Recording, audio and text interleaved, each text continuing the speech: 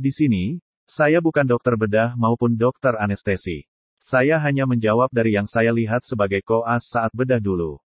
Ada kalanya dalam operasi dokter bedah lebih dari satu, terutama rumah sakit pendidikan. Malah, di rumah sakit pendidikan, dokternya banyak dan bertingkat, mulai dari operator utama, asisten 1, asisten 2, dan banyak lagi.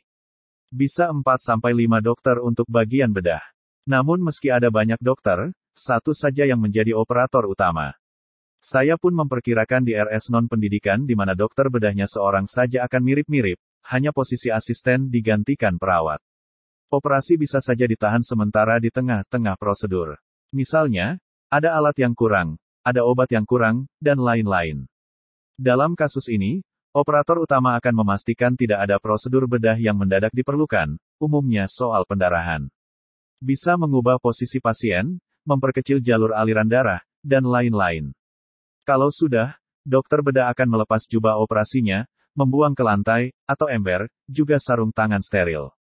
Jadi yang paling luar itu justru bukan baju operasi biasa. Itu baju operator dan asistennya, itu dilepas.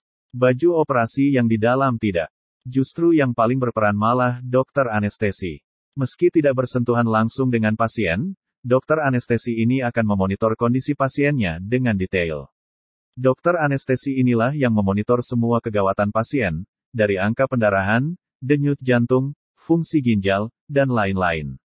Kalau dokter anestesi yang perlu ke toilet, biasanya di tengah-tengah operasi, setelah pasien tidur dan stabil, cepat-cepat ke toilet. Namun pada umumnya, bila operasinya lama, ada lebih dari satu dokter bedah, dan untuk dokter anestesi, ada perawat anestesi.